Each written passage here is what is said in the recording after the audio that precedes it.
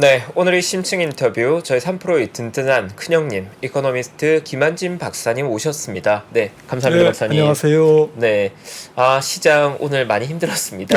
그러네요. 네, 다들 아마 그 박사님의 좀 인사이트를 듣고 싶은 분들이 굉장히 많으실 것 같은데 일단은 뭐 다른 이야기들에 앞서서 일단 미국의 장기채 금리가 계속해서 너무 올라가다 보니까 시장에 부담을 느끼는데 이걸 좀 일시적으로 봐야 되는 걸까요? 아니면 추세적으로 여기서 더 위로 간다고 봐야 될까요? 일단 이게 제일 궁금할 것 같거든요, 다들.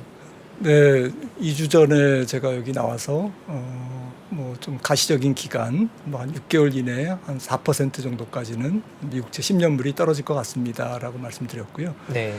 다만 이제 단기적으로 조금 올라갈 수는 있지만 결국 추세상으로는 조금 4% 정도를 한번 예상을 해봤습니다.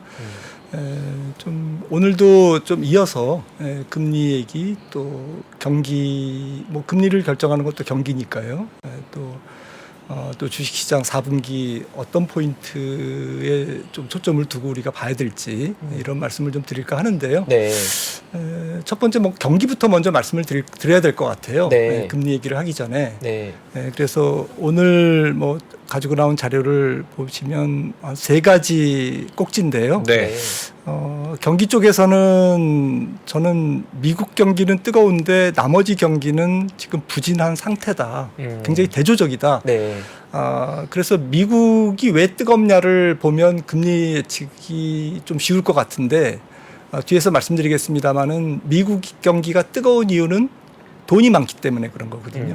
뭐 다른 이유도 있지만 뭐 돈이 많기 때문인데 돈이 떨어져 가고 있다. 저는 그렇게 보고 있고요. 네. 그래서 미국 경기도 다른 나라와 경기와 마찬가지로 조금 4Q부터 내년까지는 하향 평준화의 길을 걷는 것 같다. 따라서 금리는 조금 내려갈 것 같다. 네. 물론 이제 뭐 유가가 뭐 120불, 150불 가면 뭐 이거는 다 깨지는 얘기죠. 일시적으로 뭐 그건 깨지는 얘기지만 우리가 유가가 120불, 150불 가는 거를 베이스 시나리오로 삼고 있지는 않기 때문에 네. 제 생각에는 미국 경기가 뜨거웠던 이유가 돈이 많기 때문이었는데 돈은 떨어져 가고 있다, 서서히.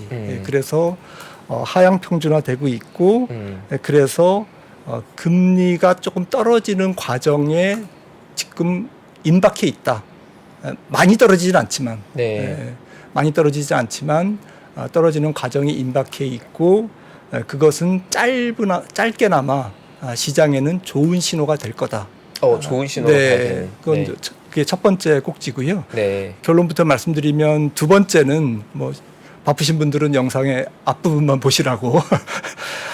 두 번째는 통화 정책인데요. 통화 정책의 경로도 지금 제가 자신할 수는 없지만 제 나름대로 분석을 해보면 결국 은행 시스템을 통해서 대출 축소를 통해서 이미 연준 위원들의 상당 부분이 금리를 인상하지 않는 쪽으로 많이 기울어져 있을 거다. 지금 다음 주 FOMC에 참석할 때 저번 FOMC보다는 훨씬 더 많은 위원들이 금리를 올릴 필요성이 없다라는 쪽에 많이 기울어져 있을 거다. 네. 지금 뭐 매파는 뭐 제퍼슨이라든지 뭐 존 윌리엄스 뉴욕에 오는 총재라든지 마이크 파 뭐 아니면 애틀란타의 라파엘 보스틱 뭐 이런 분들이 도비시 쪽인데 이런 분들의 조금 동참하는 위원들을 매파는 약간 덜 매파적인 쪽으로 바뀌고 그럴 가능성이 높다. 그러니까 은행 시스템 대출이 지금 축소되고 있는 상황이 뚜렷하게 감지되고 있다. 그래서 과잉 긴축을 경계하고 있을 거다. 한 달 전보다는 훨씬 더 경계감을 너무 금리를 많이 올렸을 때 불필요한 긴축이 될까봐 염려하는 거죠. 그런 쪽에 의견을 갖고 있는 분들이 지금 조금 많아질 것 같다. 네. 이번 FOMC에서. 네. 그래서 만약에 10년 국채가 늦게 떨어지면 천천히 떨어지거나 안 떨어지고 더 올라간다면 그것은 연준의 추가 금리 인상이 더욱더 멀어지는 쪽으로 해석을 해야 되는 거 아니냐. 저는 이제 그렇게 생각을 하고 있고요. 그다음에 세 번째 뭐 증시를 먼저 결론적으로 말씀을 드리면 네. 금리 상승으로 주가 조정이 지금 일어나고 있지 않습니까? 네. 그게 약간 공황 상태인 것 같아요. 채권 시장이 거의 공황 상태라고 저는 봅니다. 그러니까 멘붕이죠. 패닉셀이 나오고 있는 정도. 패닉셀이고 네. 두려우니까요. 네. 하지만 가격적으로 봤을 때는 이 가격이라는 것은 단순히 국채 금리가 많이 올랐다, 채권 가격이 많이 떨어졌다는 것을 말씀드리는 건 아니고 그것도 물론 포함되지만 네. 그것보다는 향후 3개월, 6개월 후에 CPI, 특히 근원 CPI를 대비해 봤을 때는 너무 속도가 빠르다. 금리 인상의 속도가 너무 빠른 거다라는 거죠. 그러니까 괴리가 생기고 있다는 거죠. 네. 근원 물가는 지금 떨어지는 추세인데 천천히 떨어지고 있는데 잘 안 떨어지니까 신경질적으로 금리가 올라갔지 않습니까? 거기다 이제 전쟁 문제도 있고 네. 유가 급등도 있고 이런 외부적인 요소가 같이 가세되면서 올라가는데 이 인플레이션의 경로랑 금리, 이자율의 경로가 지금 괴리가 상당히 벌어져 있기 때문에 결국에는 이런 패닉 셀링이 끝날 가능성이 높다라는 것이 이제 세 번째고요. 네. 그래서 증시는 4분기에는 금리가 살짝 더 올라가면 주식시장이 후달리겠죠. 오늘 밤에라도 금리가 또 튀었다. 네. 5%를 넘겼다. 그러면 또 빠지겠죠. 단기적으로 상당히 부담이 네, 되겠다. 하지만 조금 단기적으로 조금 한계가 있다라는 거고 거듭 말씀드리지만 반면에 매크로 환경보다는 기업 이익이 훨씬 더 강한 것 같다. 제가 볼 때는. 그래서 어닝 개선과 금리 안정이 연말 랠리를 조금 만들 가능성이 보다 높아지고 있는 그런 걸 쿠킹하는 중이다.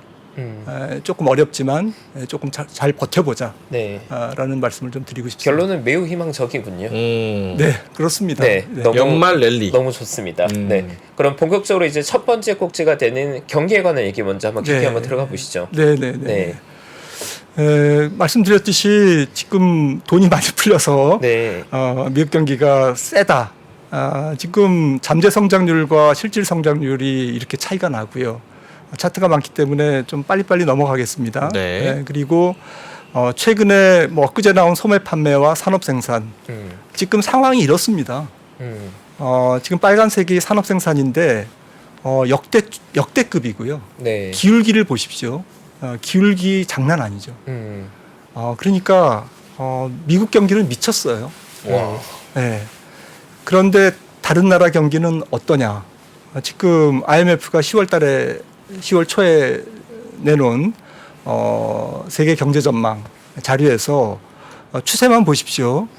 파란색 선이 선진국의 산업 생산이고요. 선진국의 산업 생산. A라는 게 어드밴스드 이코노미거든요. 죄송합니다. 약자를 제가 쓴 게 아니라 IMF가 써서 EM이 이제 이머징입니다. 네. 빨간색 뭐 거의 추세가 똑같죠. 그렇네요. 그다음에 월드 트레이드 볼륨은 교역이죠. 교역량. 교역 뭐 비슷합니다. 제일 마지막에 녹색 선도 뭐 비슷하죠. PMI, 선진국의 PMI, 제조업. 제조업 PMI. 네, 이런 상황이라는 거죠. 지금 이런 상황이고요. 소비자 신뢰 지수 어떠냐? 미국은 0 위에서 놀고 있습니다. 이 표는 IMF에서 평균에서의 괴리율, 표준 편차를 표시한 거거든요. 네. 0 위에 있다는 것은 경기 매우 좋다.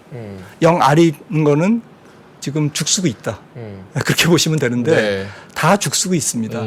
좀 올라오는데 이거는 올라오는 걸로 보기에는 어렵고요. 그냥 죽쓰고 있다라고 보시면 됩니다. 네. 개별 지표를 보면 죽쓰고 있는 거고요. 특히 중국은 아주 죽쓰고 있습니다. 네, 완전 망가졌죠. 3분기 GDP 조금 잘 나왔다고 저는 중국 경기 쉽지 않을 것 같아요. 뭐 올해는 뭐 5.0, 5.2 그 사이에서 찍힐 것 같은데 성장률이 네. 옥스퍼드 이코노미에서도 향후 5년간 중국 경제 성장률을 4.5% 전망했다가 어제 뉴스를 보니까 4.0으로 와. 향후 5년간 네. 저는 그 전망에 한 표 던집니다. 네. 그럴 가능성이 높다라고 생각을 하고 있고요. 음. 그래서 내년도 원유 수요는 줄 거다라는 거죠. 네. 결국 어제는 뭐 중국 경제 지표 좋게 나오면서 산업 생산 소매 판매 좋게 나오니까 유가 상승을 거들었는데 이거는 조금 현혹되지 않아야 되지 않을까. 네. 현혹되면 안 되지 않을까라고 생각을 하고 있고요. 결국 경기 쪽에서 이게 경기 침체 기간입니다. 음영돼 있는 부분이 금리 연준의 금리거든요. 기준금리. 네. 1950년부터 이렇게 쭉 보시면 드리려고 하는 말씀이 시차는 있었지만 결국 금리 인상은 경기 침체로 모조리 다 이어졌다라는 거죠. 필연적으로. 네. 결국 이어졌다. 이번에는 다르다? 저는 이제 그렇게 생각하지 않고요. 금리 인상 결국 인플레는 잡혔다. 미국 소비자 물가와 기준금리인데요. 빨간색 음영돼 있는 부분이 기준금리 피크 시점입니다. 이거는 경기 침체 시점이 아니라 네. 기준금리 피크 시점에서 약간 시차는 있지만 파란색 선인 소비자 물가는 꺾였더라. 네. 저는 이번에는 다르다. 그렇게 주장할 만한 용기가 없습니다.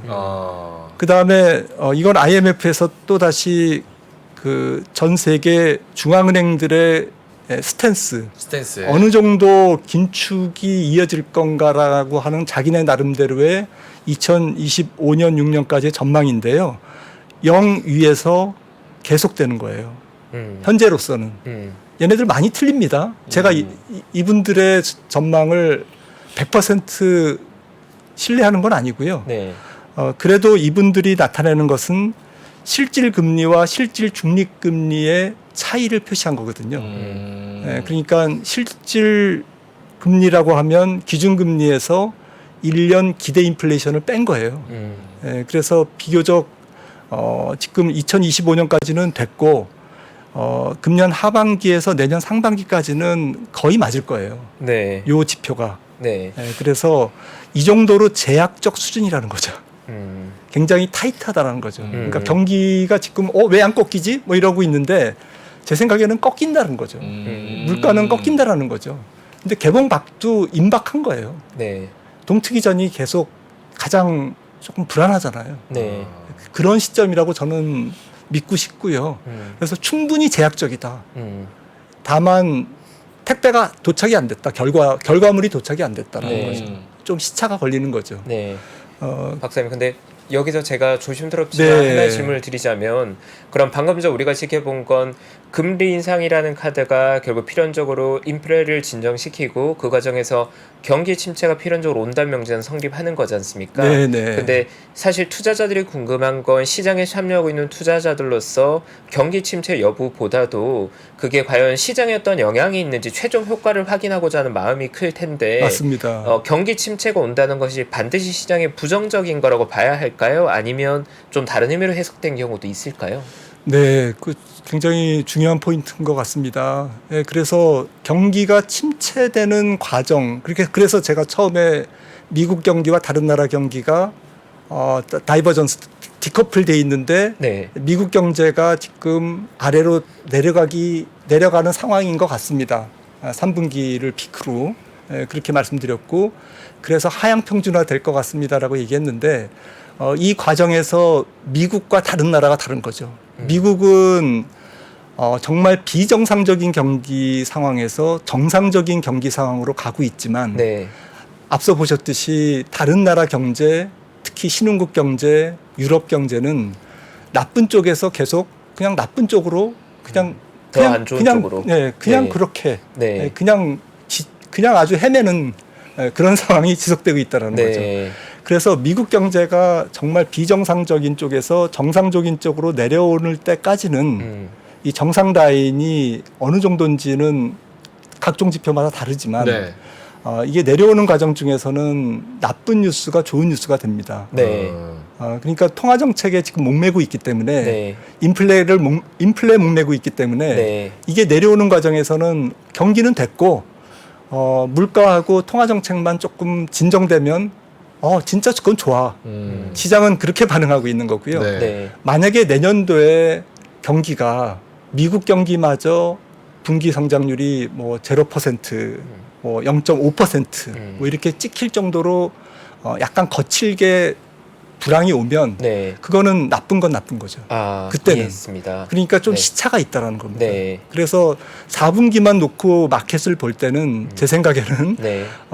미국이 비정상적인 쪽에서 정상적으로 내려오는 과정이기 때문에 네. 금리를 끌어내리고 통화 정책을 덜 긴축적이게 만들면서 네. 경기는 여전히 좋은 레벨에 머물고 있기 때문에 주식 시장에는 호재다라고 네. 저는 주장하고 싶은 거고 네. 그래서 연말 랠리가 금리만 떨어지면 연말 랠리 가능성이 좀 높다라고 지금 말씀드린 겁니다. 네, 지금 박사님께서 정리해 주신 부분이 사실 저희 구독자분들에게 가장 중요한 아이디어가 될 것 같은데 네. 보편적으로 매크로를 보는 분들이 미국 경기가 레벨 다운되는 것 자체로 내년에 대한 두려움들이 많이 있는데 박사님의 관점에 따르자면 오히려 경기가 정상화되는 구간까지는 경기가 내려간다고 하더라도 시장의 입장에 나쁘지 않을 것이고 네. 그게 더 깊어져서 이제 침체 구간으로 들어가게 되면 시장 입장에 부담이 되니까 뭐 멀리 봤을 때 장기적으로 봤을 때는 좀 부담되실 수 있지만 적어도 단기적으로 혹은 중기적으로는 의외로 시장의 방은 나쁘지 않을 수 있다는 말씀을 해주시는 맞습니다. 거군요. 뭐 가령 네. 연말 연초 정도까지는 네.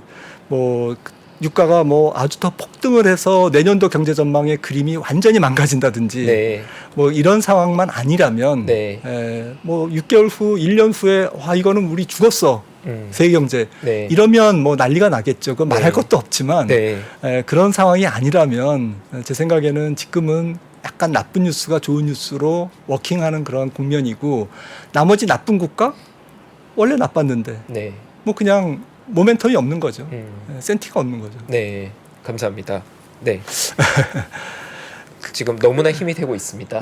이 힘든 구간을 이겨낼 힘을 얻고 있습니다. 지금 말씀 들으면서 결국 오른다는 거죠? 나쁘지 않다. 네. 알겠습니다. 오른다고 하면 좀 자극적인 것 같고 네, 나쁘지 조심스럽지만 시장은 우려보다는 좋을 것이다. 시장의 네. 반응은. 네. 다만 이제 사자. 뭐 아까 말씀드렸듯이 뭐 미국의 어쨌든 기업이익이 나쁘지만 않다면 3분기, 4분기 아주 망가지지만 않는다면 근데 망가지는 건 아닌 것 같거든요. 아직까지는. 네. 뭐 내년은 모르겠습니다. 그리고 이제 두 번째로 넘어가면 통화 정책이 궁금한 거 하나 있는데 그러면 미국 기업만 실적이 좋고 네. 나머지 국가들의 기업의 실적은 빠그러지면 그럼 약간 차별화돼서 디커플링 돼서 미국만 가고 다른 나라 시장은 못 가는 거죠? 그렇죠. 뭐 작년까지는 뭐 코로나 때 돈푼 효과 이런 것 때문에 유럽 증시, 이머징 다 같이 갔지만 네. 올 상반기는 사실 뭐 조금 같이 갔지만 디커플 되기 시작했잖아요. 디커플 되는 게 미국 경기가 너무 좋고 달러가 좀 강세로 갈 정도로 강세를 표출할 정도로 미국 경기가 굉장히 좋았던 상황. 그리고 실제로 기업 이익도 뭐 물론 이제 모멘텀은 조금 떨어졌지만 상반기에 QOQ 모멘텀은 떨어졌지만 그래도 미국 기업들이 선전하고 네. 그리고 AI라는 강력한 테마가 상반기에 장을 이끌었고 그게 미국 장이었고 네. 나머지 증시는 마켓은 사실 미국에 기대해서 좀 안타깝지만 우리나라 증시도 미국 눈치 보면서 그렇게 움직였던 거잖아요. 네. 미국 증시에 언더퍼폼하면서 맞습니다. 그런 상황이 상반기까지의 상황이었다면 하반기 역시 그 연장선상에서 생각을 해볼 필요가 있고 그거는 앞서 질문하셨던 정말 조금 세계 경제가 또 지금 질문하셨던 미국마저도 다른 나라의 경제에 조금 나쁜 영향을 전염받아서 미국 경제마다 안 좋고 애플마저 뭐 테슬라마저 해외 매출이 정말 그냥 안 되고 실망스럽고 이렇게 되는 국면이 혹시 내년에 있을지는 모르겠어요. 근데 지금은 미국 경제가 아직까지는 저는 이제 왜 그렇게 보냐면 다른 경제 지표도 많지만 미국 구인 건수가 아직까지는 960만 건이라는 게 잡 오프닝 있죠. 네. 그게 960만 건이라는 게 저는 그게 결정적인 것 같아요. 미국의 소비를 아직까지 붙들어 놓고 있는 서서히 떨어지게 만드는 요인인 것 같고요. 2011년에서 19년까지 코로나19 직전까지 그 잡 오프닝의 평균이 네. 550만 명이었거든요. 네. 그러니까 그 괴리가 한 400만 명 정도 됩니다. 아직까지는 저는 이 부분이 임금 상승률 역으로 따지면 연준이 조금 물가를 잡아야 되는데 못 잡게 만드는 결정적인 요인인 거죠. 네. 왜 목이 메이셨어요? 네. 네. 감동했나 봐요. 감동하셨습니까? 네. 네. 통화 그러면 정책? 네. 결국은 그러면 경기가 그러하다면 금리에 관한 부분은 결국 지금 시장이 가장 관심을 가지고 있는 경기에 관한 부분이지 않습니까? 근데 맞습니다. 박사님의 의견은 어쨌든 지금은 이 정도까지 높아진 구간은 그리 길지 않을 거다 정도의 의견으로 저는 대략 전달이 되는데 그 내용은 좀 어떻게 깊게 볼 수 있을까요? 통화 정책이요. 네. 통화 정책이 앞선도 말씀드렸듯이 그 은행 시스템을 통해서 워킹된다고 말씀을 드렸는데 네. 지금 신용 환경이라고 뭐 신용 환경하면 조금 어렵게 느끼실지 모르지만 대출 랜딩 컨디션입니다. 대출 컨디션이 지금 지난 3월 달에 굉장히 빨간색 선이 나올 정도로 그 MOM입니다. 전월비로 줄었죠. 미국 상업은행들의 전체 신용이거든요. 대출. 그게 이제 어영부영하다가 최근에 하반기 들어서 다시 막대 그래프가 아래쪽으로 지금 꺾이고 있습니다. 네. 지금 요걸 보시면은 조금 더 정확하실 것 같은데 이건 제가 그린 건데 연준의 자료를 이용해서요. 미국 상업은행 대출 증가율이 YOY로 16% 정도까지 찍혔다가 지금 작년에 16% 찍혔다가 지금은 제로까지 떨어졌어요. 이게 마이너스 8%고 우측입니다. 네. 4%인데 이게 대출 증가율이 지금 떨어지고 있다라는 거죠. 그래서 이 신호는 제 생각에는 이 금리를 인상한 효과가 지금 나타나고 있다라고 저는 보고 있습니다. 조심스럽게 그렇게 보고 있고요. 그런 관점에서 통화 정책은 조금 앞서 말씀드렸듯이 많은 연준위원들이 과잉 긴축을 조금 우려하는 쪽으로 살짝 기울어지지 않을까라고 생각을 하고 있고 국채 금리가 조금 더 늦게 떨어지는 것은 연준의 통화 긴축을 덜 타이트하게 만드는 그러한 요인이 되지 않을까. 네. 만약에 오늘 밤에도 5% 넘는다. 그러면 연준 거의 추가 금리 인상은 없겠구나. 7월 달이 지난 7월이 마지막 금리 인상이었겠구나. 이렇게 생각해도 무방한다라는 거죠. 네. 그리고 보다 더 나아가서 뭐 금리 인하 시점을 얘기하기는 지금 성급하고 저도 금리 인하 시점은 원래 내년 한 9월 정도는 돼야 나타날 수 있다고 생각을 했거든요. 네. 그런데 만약에 대출이 더 감소한다? 뭐 자고 일어나면 감소한다? 은행들이 건전성을 확보하기 위해서 훨씬 더 타이트한 여신 관리를 한다? 그러면서 부도율이 올라간다? 이러면 금리 인하도 좀 빨라질 수 있습니다. 내년 6월이라든지 좀 빨라질 수 있는 거고, 네. 그거는 시장의 양면성이 있겠죠. 안 좋은 점도 있고 좋은 점도 있겠죠. 일단은 안 좋은 점은 뭐 굳이 설명하지 않아도 네. 신용 경색, 경기 침체, 경기 침체랑 같이 동행하는 경기랑 같이 동행하는 기업이익의 둔화. 네. 지금 애널리스트들이 보는 3분기 기업이익이 에너지 빼고 한 5% 증가하는 걸로 YOY를 지금 보고 있고 4분기는 거의 7% 증가로 보고 있고 쭉쭉쭉쭉 올라가서 내년에는 한 12% 정도로 팩트셋이나 그런데 컨센서스가 그렇게 형성돼 있지 않습니까? 네. 블룸버그나 그렇게 보는 게 이제 은행 대출이 더 축소되면 구라가 되는 거죠. 좀 깎아야 되는 거죠. 이 부분은 이제 뭐 내년에 생각해야 될 문제 같습니다. 진성 경기 침체가 오느냐, 진짜 역실적 장세가 오느냐의 그런 부분이죠. 그런 부분은 조금은 뭐 여유 있게 생각해도 되지 않나 생각합니다. 저는. 신용 경색에 대한 신호들을 현재 시점에서 사실 시장은 미리 불안해하고 있는 것 같긴 하거든요. 네. 지금 정도의 높아진 금리를 과연 그들이 버텨낼 수 있겠으란 회의감들이 조금 있는 것 같은데 박사님 관점에서는 지금 그걸 섣불리 판단하기보다는 아직은 조금 더 지켜보고 뭔가 이벤트가 발생하지 봐야 된다 정도의 관점으로 보시는 거군요. 네, 신용 경색이 이미 확산되면 그거는 뭐 그냥 그때 가서 이제 사후적으로 신용 경색 참 일어나고 있네요. 경기 망가지고 있네요. 이제 그렇게 얘기해야 되는 거죠. 이코노미스트 입장에서는. 근데 네. 그게 힘든 게 저희도 좀 이 직업이 힘든 게 미세한 신호를 가지고 뭔가 애매하게 또 얘기하면 비난받잖아요. 네. 그러니까 지금 앞서 보셨듯이 이런 신호 별거 아닌 것 같지만 지금 마이너스가 이렇게 나타나기 시작하고 있고 이게 꺾이고 있다라는 것은 조금 이게 이런 방향으로 진행되지 않을까라는 이제 그런 말씀을 좀 드린 거죠. 네. 그러면 박사님의 관점에서는 그럼에도 불구하고 지금 시장이 이런 노이즈에 시달리고 있음에도 불구하고 어쨌든 한 4분기 정도부터는 실적에 대한 좀 어떤 지지선을 확인하면서 시장이 약간은 온기가 돌 거라고 보고 계시는 관점인 것 같은데. 네. 네. 뭐 제가 기업 실적을 뭐 이렇게 집계하고 많이 고민하는 그런 거는 못했고요. 네. 다만 이제 매크로 아이디어로는 인플레이션이 항상 기업 이익에 단기적으로는 좀 긍정적이었다라는 네. 거죠. 네. 사실 제가 최근에 이제 글 쓴 거를 하나 갖고 왔는데요. 네. 좀 시청자분들이 좀 헷갈리실 것 같아서 제 말씀에 대해서 인플레이션은 주가를 춤추게 한다. 인플레이션은 단기로는 증시 악재지만 금리 충격 때문에요. 하지만 금리 충격에서 벗어나는 시점부터는 증시의 호재다. 그러면 저 호재인 부분이 이제 한 4분기일 수 있다. 지금 이미 진행되고 있는 네, 거죠. 이미 이미 진행되고 진행되고 있고 네. 4분기에도 여전히 그런 연장선상이다. 네. 저는 이제 그렇게 보고 있는 거고요. 네. 인플레이션은 기업의 명목 매출액을 증가시킨다. 물가 상승에 따른 투입 원가의 상승을 추락 가격 인상으로 상쇄할 수 있는, 그러니까 제로섬이라는 거죠.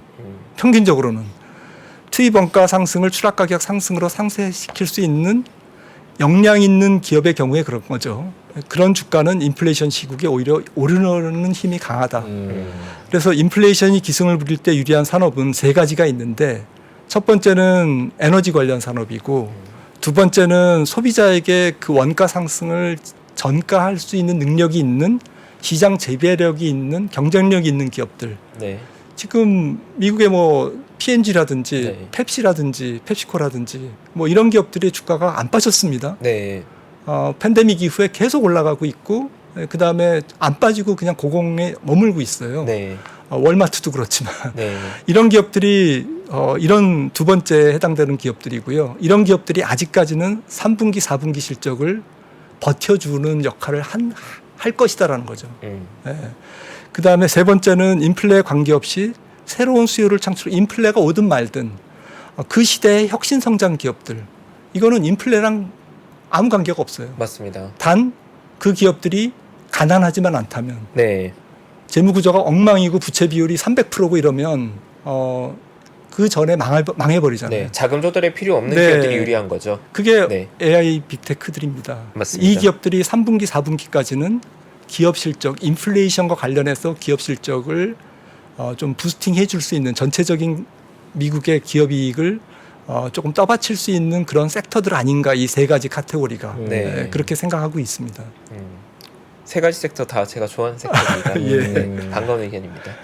마지막은 좀 AI, 특히 뭐 우리나라로 치면 하드웨어 이쪽이 좀 많이 포함이 될까요? 그래도 약간 그렇죠. 저는 말씀하시는 거에 다 동의하는데, 그나마 그래도 미국에서 좀 어느 정도의 연관성이 있는 자동차, 배터리, 반도체, 뭐 K-팝 이런 거 만드는 우리나라는 그래도 전 세계가 망가지는 데 있어서 조금은 살아남을 확률이 높지 않을까. 우리나라의 네. 그런 기업들이요.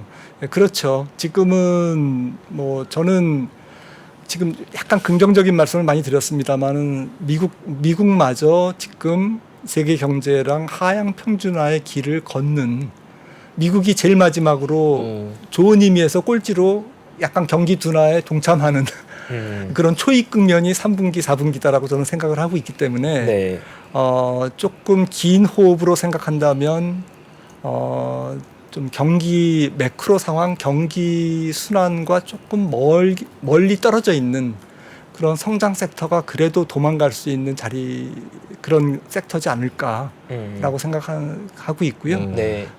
그런 측면에서 뭐 K 컨텐츠라든지 뭐 약간 우리나라의 좀 독특한 성장 또 지금 뭐가 될까요? 뭐 경쟁력 있는 좀 수주가 늘고 있는 히든 챔피언 같은 중소기업들. 네. 그다음에 뭐 지금 뭐 주가는 잘 모르겠습니다만은 밸류에이션은 뭐 어쨌든 성장성이 약간 그 뒷받침되는 그런 성장 카테고리가 있지 않습니까? 음. 원자력이라든지 방산이라든지 신재생이라든지 뭐 IT 부품이라든지 네.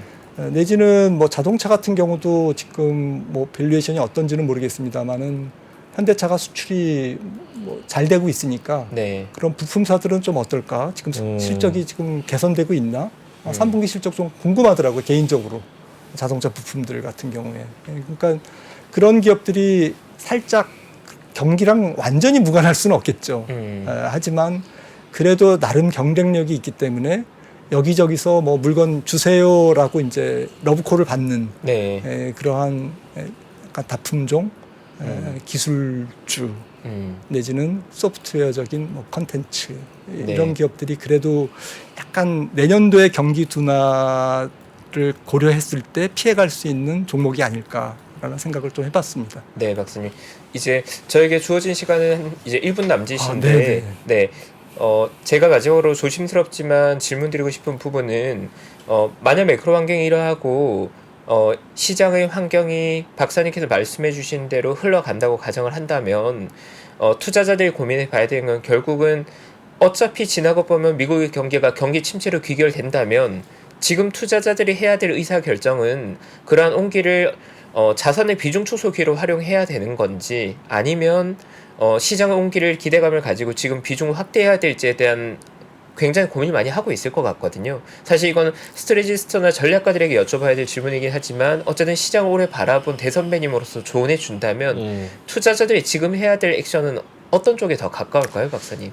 네, 저는 뭐 지구는 평평하지 않은 것 같습니다. 네. 마켓은 평평하지 않다. 네. 그러니까 이 모퉁이를 돌았으면 어떤 게 나올지 잘 지금 정말 흐린 하늘에 보일 듯 말 듯 이런 별을 보고 가는 파월 의장이 얘기했듯이 투자자도 지금 그런 상황인 것 같거든요. 네. 내년 경기가 그렇다는 말씀이죠. 그래서 대세 상승의 초입에서 우리가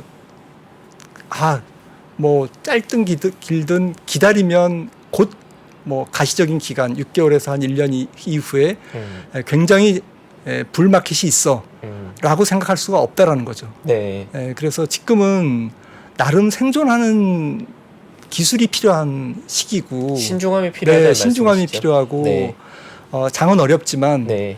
미국 장이 혹시 4Q에 랠리가 있으면 약간 포트폴리오를 뭐 바꾸든지 뭐 조금 손해본 주식을 빠져나오든지 뭐 이런 기회로 그렇게 활용하고 그래야 되는 장이지 조금 한 6개월 1년 후에 불마켓이 올 거야 라고 생각을 하고 여기서 좀 비중을 늘리고 주식 위험자산 비중을 늘리고 이럴 때냐 저는 동의하기가 좀 어렵더라고요. 네. 매크로 환경적인 측면에서는. 네, 박사님. 그래서 4Q는 조금 짧은 트레이딩 장 그리고 내년 상반기까지는 뭐 그런 게 조금 이어질 수 있지만 정작 내년도에 좀 역실적 장세 미국마저도 경기가 하향 평준화되면서 전 세계 경제가 모멘텀을 상당히 상실하는 그러한 약간 어두운 네. 더 어두워지는 이제 그런 국면이 한 번 더 남아 있지 않을까. 네. 그때 본격적으로 그런 게 나왔을 때 본격적으로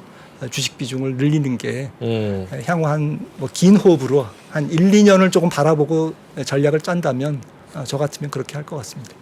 명심하겠습니다. 아이고, 아닙니다. 가슴에 새겼습니다, 박사님. 아닙니다. 짧은 네. 생각이었습니다. 감사합니다. 자, 알겠습니다. 오늘 여러 가지 좀 긍정적이면서도 현실적인 매크로 이슈들 한번 짚어봤고요. 심층 인터뷰 우리 3프로TV 이코노미스트 김한진 박사님과 함께했습니다. 고맙습니다. 감사합니다, 박사님. 자, 저희도 이만 가야죠. 맞습니다. 네. 오늘 사실 김한진 박사님과 함께한 시간에서 많은 분들이 힌트를 얻어 가셨으면 좋겠고요. 제너럴 구독자분들께서 고민하는 부분에 대한 답을 이끌어내기 위해서 많이 어떻게 보면 좀 민감한 질문을 드렸는데 다 받아주신 박사님께 감사드리며 네. 코너 마무리하겠습니다. 자, 내일 금요일입니다. 오르죠, 내일? 가야죠. 금요일은 불금이죠. 금요일 불금입니다. 네. 내일 진짜 오르기를 다 같이 기도하면서 내일 저희는 6시 반에 퇴근길 라이브에서 뵙도록 하겠습니다. 저는 3시 반에 클로징벨에서 뵙고요. 네. 내일도 화이팅 하시고 수익 많이 내시고 내일 뵙겠습니다. 오늘도 함께해 주셔서 진심으로 고맙습니다. 감사합니다. 복잡하고 어렵게 느껴지는 재무제표와 용어들 친절한 투자 멘토 사경인 마스터가 매주 새로운 콘텐츠로 알기 쉽게 설명해드립니다. 재무제표 분석과 포트폴리오 구성, 뭐 양대 재무제표라고 그러면 대차대조표랑 손익계산서가 있거든요. 매수 매도 방법, 이렇게 사는 게 좋겠네. 이렇게 사면 좋겠다. 근데 이렇게 살려면 뭘 해야 되냐면요. 나머지 3분의 1은 놔둬봅니다. 어디까지 가는지. 실전 투자 팁까지 알려드립니다. 오직 3프로 멤버십에서만 만나실 수 있습니다.